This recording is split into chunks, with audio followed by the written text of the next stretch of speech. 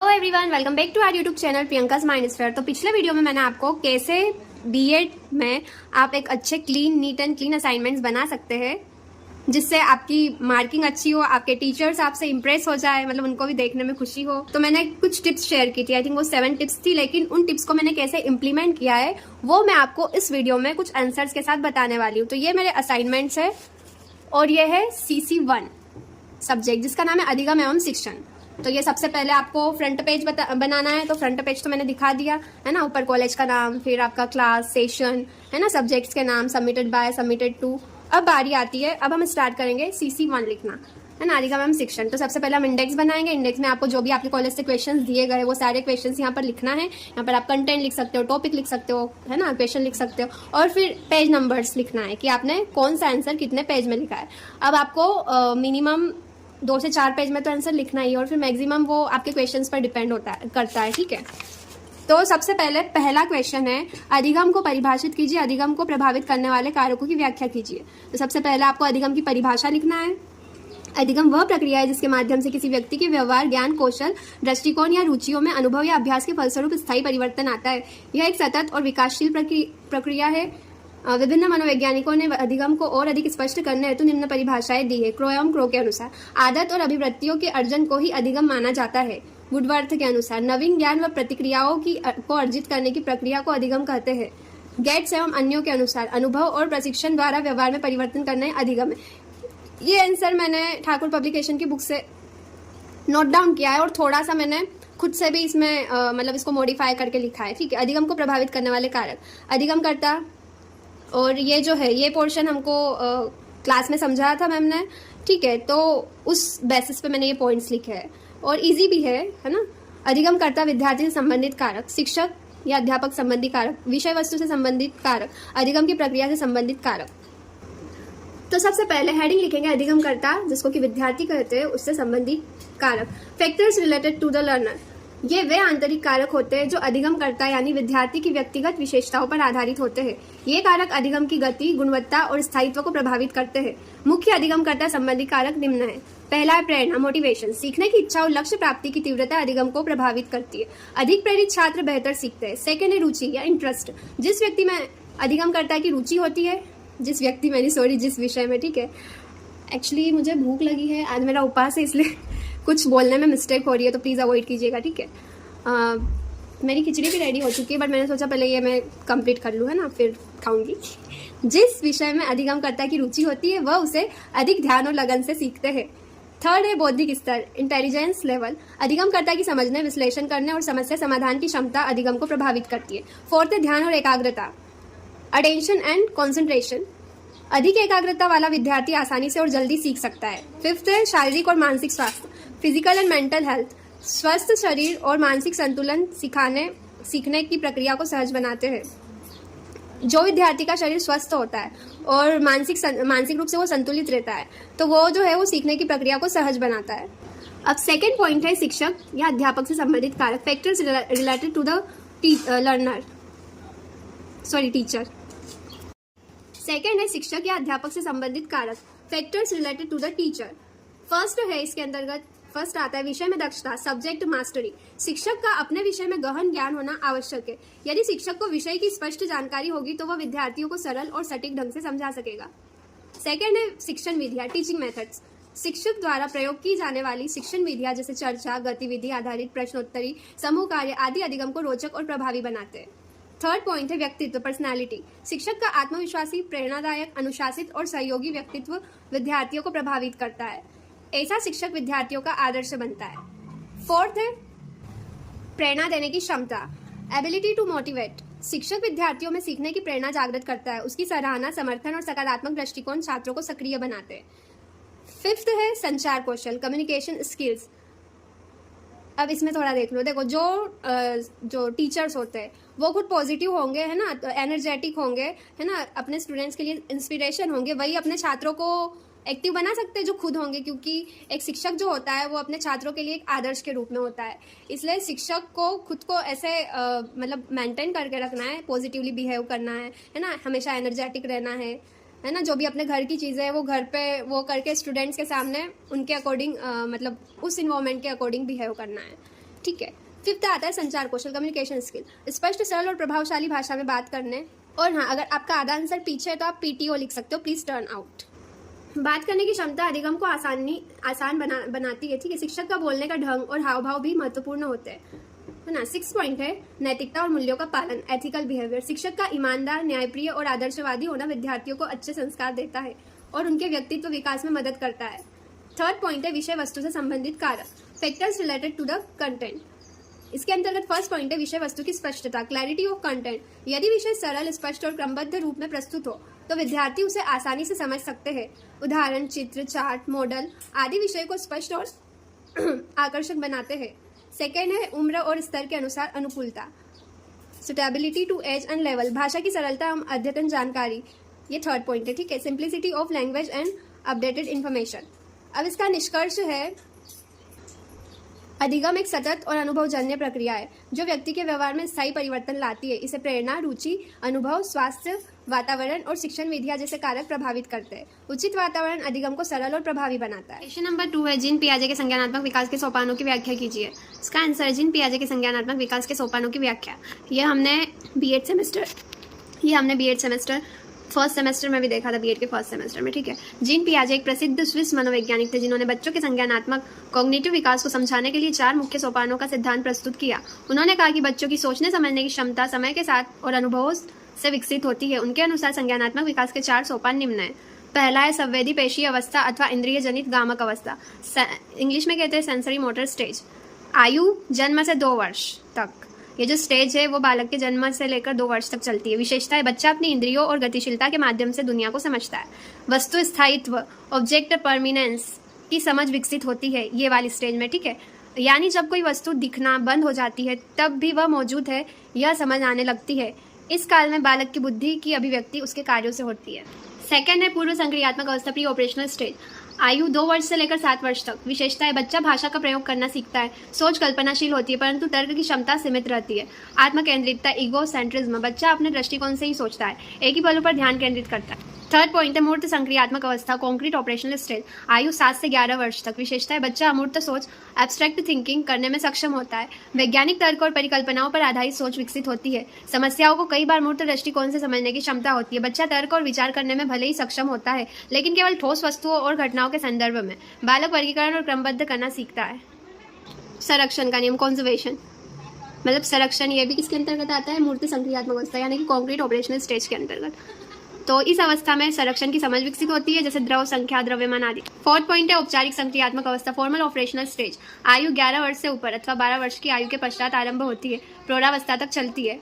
विशेषता, इस अवस्था में बालक पूर्व अवस्थाओं से प्राप्त ज्ञान एवं अनुभव के आधार पर वस्तुओं के गुण दोष की पहचान करता है। अब बालक किशोरावस्था में प्रवेश करता है और समस्याओं के बारे में जानने एवं उनके समाधान का प्रयत्न करता है। इस अवस्था में बालक मूर्त के साथ साथ अमूर्त चिंतन करना भी सीख जाता है। इस कारण इसे तार्किक चिंतन की अवस्था भी कहा जाता है। निष्कर्ष, जीन पियाजे के ये 4 सोपान यह दर्शाते हैं कि कैसे एक बच्चा साधारण अनुभवों से जटिल सोच तक विकसित होता है। यह सिद्धांत शिक्षा के क्षेत्र में बच्चों के विकास को समझने और पढ़ाने के तरीकों को तय करने में अत्यंत उपयोगी होता है। आप जो भी क्वेश्चन आंसर लिखते हो उसके लास्ट में निष्कर्ष जरूर लिखिएगा, चाहे एग्जाम हो या आपके असाइनमेंट। क्वेश्चन नंबर 3 है स्किनर का क्रिया प्रसूत अनुकूलन सिद्धांत क्या है? इसका शैक्षिक महत्व बताइए। स्किनर का क्रिया प्रसूत अनुकूलन सिद्धांत। परिचय, स्किनर, जिनका पूरा नाम है BF स्किनर, एक अमेरिकी वैज्ञानिक अथवा मनोवैज्ञानिक थे जिन्होंने व्यवहारवाद बिहेवियरिज्म के अंतर्गत क्रिया प्रसूत अनुकूलन का सिद्धांत प्रस्तुत किया। इस सिद्धांत के अनुसार यदि क्रिया के बाद कोई बल प्रदान करने वाला उद्दीपक मिलता है तो उस क्रिया की शक्ति में वृद्धि हो जाती है। प्रेरणा से उत्पन्न क्रियाशीलता ही सीखने के लिए उत्तरदायी है। स्किनर का सिद्धांत प्रभाव के नियम पर आधारित है। स्किनर ने सफेद चूहों व कबूतर पर प्रयोग किया। यह सिद्धांत इस बात पर आधारित है कि यदि किसी व्यवहार के बाद सकारात्मक परिणाम, पॉजिटिव रीइंफोर्समेंट मिले तो उस व्यवहार की पुनरावृत्ति की संभावना बढ़ जाती है ना, पॉजिटिव रीइंफोर्समेंट, ठीक है। अब इसकी मुख्य उदाहरण, क्रिया प्रसूत अनुकूलन ऑपरेंट कंडीशनिंग का अर्थ है व्यवहार को उसके परिणामों द्वारा आकार देना। स्किनर के अनुसार सीखना तब होता है जब कोई व्यक्ति किसी क्रिया को करता है और उस पर मिलने वाले पुरस्कार या दंड से प्रेरित होकर भविष्य में उस क्रिया को दोहराता है या रोकता है। ये आपको स्किनर की क्रिया प्रसूत अनुकूलन सिद्धांत में डायग्राम बनाना है।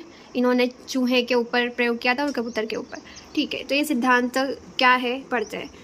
स्किनर ने समस्यावादी ध्वनि विहीन लीवर वाला बॉक्स यानी कि पिंजरा बनाया जिसे स्किनर बॉक्स के नाम से जाना जाता है। इसके लीवर को दबाने से भोजन का एक टुकड़ा गिरता है। स्किनर ने एक भूखे चूहे को इस बॉक्स में बंद कर दिया। भूख की तरफ से लीवर दब जाता है और भोजन के कुछ टुकड़े गिरते हैं। ऐसे ही कई बार उछल कूद करने एवं लीवर के दबने से चूहे को भोजन की प्राप्ति हो जाती है। तो ये बॉक्स है, ठीक है, और ये प्रकाश, ये लीवर है, और ये पानी का पात्र, फिर ये खाने का पात्र, और ये बिजली की छड़ है, ये जो है, ठीक है। इस प्रकार बार बार भोजन मिलने से चूहा लीवर को दबाकर भोजन प्राप्त करने की कला को सीख जाता है। इसमें अनुबंधन का संबंध सीखने वाले के केंद्रीय तंत्रिका तंत्र से होता है। भोजन चूहे के प्रबलन, री-इन्फोर्समेंट एवं भूख उसके लिए प्रणोदित ड्राइव का कार्य करती है। इस प्रयोग से स्किनर ने निम्न निष्कर्ष निकाले। पहला, पहली बार भोजन की प्राप्ति त्रुटि एवं प्रयास सिद्धांत का फल है। सेकंड, भोजन की प्राप्ति ने चूहे के लिए प्रेरणा का कार्य किया। थर्ड, बार बार लीवर दबाने से चूहे के लिए यह क्रिया सरल हो गई। फोर्थ, प्रत्येक अगली बार लीवर को दबाने से यह क्रिया सरल हो गई तथा चूहे ने पहले की तुलना में कम समय लगाया। आप इस तरह से अपने असाइनमेंट में अलग से पेज ऐड करके क्लियर डायग्राम बना सकते हो। इससे भी आपके असाइनमेंट और ज़्यादा अच्छे और इफेक्टिव बन सकते हैं, सुंदर, एकदम नीट एंड क्लीन। अब स्किनर के सिद्धांत के हम मुख्य तत्व देखते हैं। पहला है प्रबलन, री-इन्फोर्समेंट। सकारात्मक प्रबलन, पॉजिटिव री-इन्फोर्समेंट, जैसे पुरस्कार, प्रशंसा, अंक, सही व्यवहार को बढ़ावा देना। नकारात्मक प्रबलन, नेगेटिव रीइंफोर्समेंट, जैसे कि किसी परेशानी को दूर करना, सही व्यवहार को प्रोत्साहित करना। सेकंड पॉइंट है दंड, पनिशमेंट, गलत व्यवहार पर सजा देना जिससे वह व्यवहार दोबारा ना हो। थर्ड है प्राय शिक्षण, शेपिंग, जटिल व्यवहार को छोटे छोटे चरणों में सिखाना।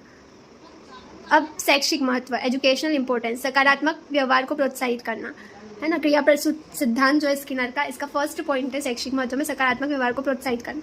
बच्चों को अच्छे कार्य के लिए पुरस्कार देने से वे बार बार वैसा ही व्यवहार दोहराते हैं। सेकेंड है कक्षा प्रबंधन में सहायक, दंड और पुरस्कार के माध्यम से अनुशासन बनाए रखा जा सकता है। थर्ड पॉइंट है धीरे धीरे जटिल विषय सिखाना, छोटे छोटे कदमों से अभ्यास कराकर जटिल विषय सिखाए जा सकते हैं, शैपिंग टेक्निक बोलते हैं इसको, ठीक है।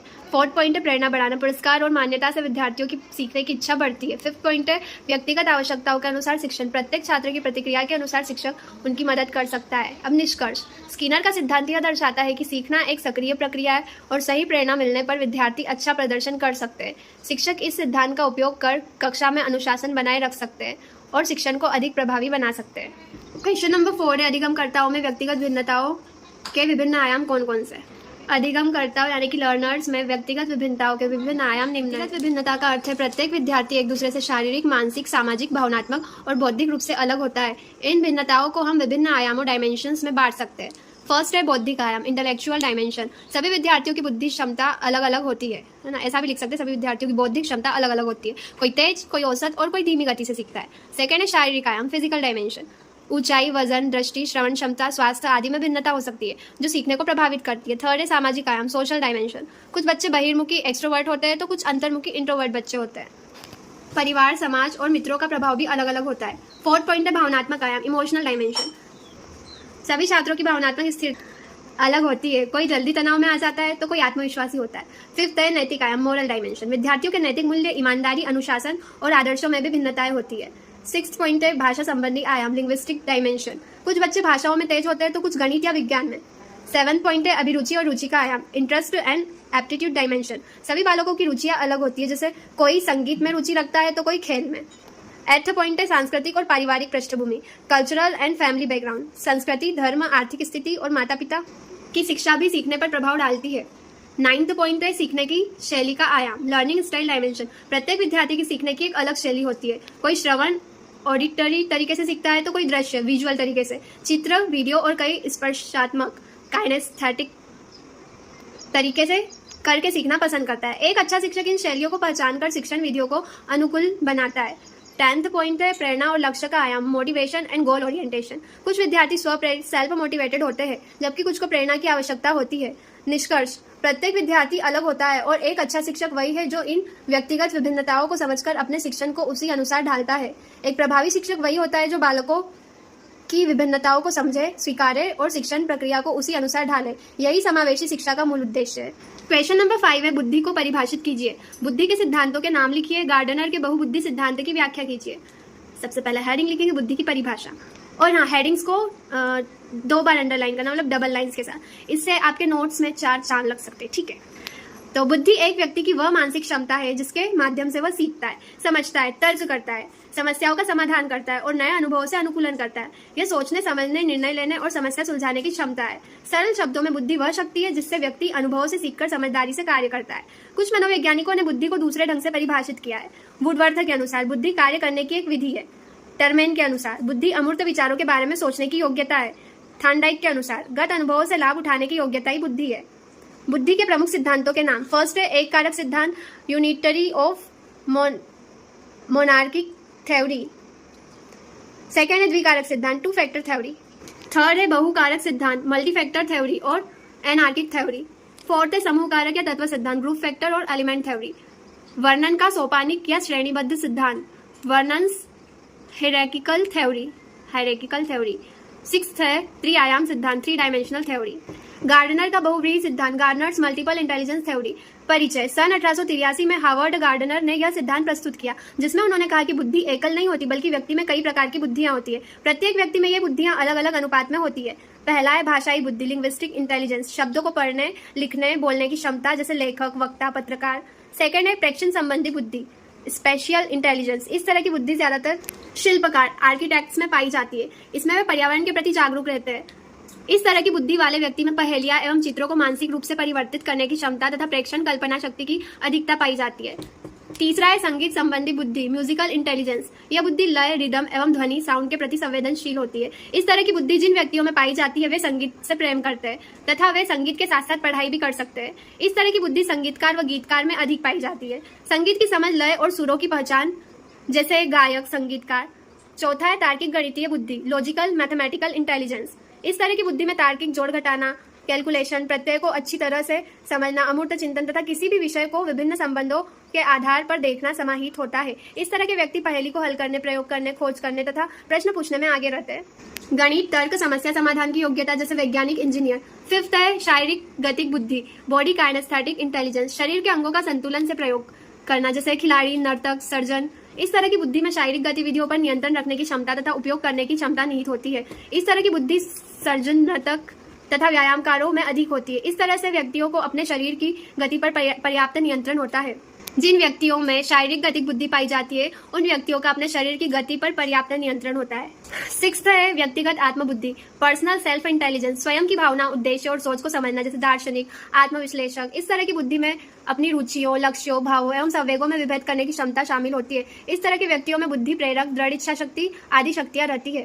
सातवां है व्यक्तिगत अन्य बुद्धि, पर्सनल अदर इंटेलिजेंस, दूसरों को समझने, संवाद करने की क्षमता, जैसे शिक्षक, नेता, काउंसलर। इस तरह की बुद्धि में दूसरे व्यक्ति के साथ अंतःक्रिया कर उसे समझना, दूसरे व्यक्ति की भावनाओं, प्रेरणाओं एवं आवश्यकताओं को समझना सम्मिलित होता है। गार्डनर सिद्धांत का शैक्षिक महत्व। प्रत्येक विद्यार्थी अलग तरह से सीखता है। शिक्षक को चाहिए कि सभी प्रकार की बुद्धियों को पहचाने और उसी अनुसार शिक्षण पद्धति अपनाए। यह सिद्धांत समावेशी शिक्षा को बढ़ावा देता है। निष्कर्ष, गार्डनर का बहु बुद्धि सिद्धांत यह सिद्ध करता है कि सभी बच्चे अलग अलग योग्यताओं के साथ जन्म लेते हैं और शिक्षक का काम है उनकी विशेष बुद्धि को पहचानकर उसे विकसित करना। तो ये थे हमारे लर्निंग एंड टीचिंग, शिक्षण एवं अधिगम सब्जेक्ट के कुछ क्वेश्चन आंसर। इस तरह से आपको असाइनमेंट्स में लिखना है, कुछ गलत नहीं लिखना है, कोशिश करना है कि आपके सारे आंसर करेक्ट हो ताकि आपको एग्जाम में प्रॉब्लम नहीं हो। तो thanks for watching my video. अगर इस वीडियो से आपको हेल्प मिली हो तो हमारे चैनल को सब्सक्राइब, हमारे वीडियो को लाइक कीजिए और अपने फ्रेंड्स के साथ शेयर कीजिए।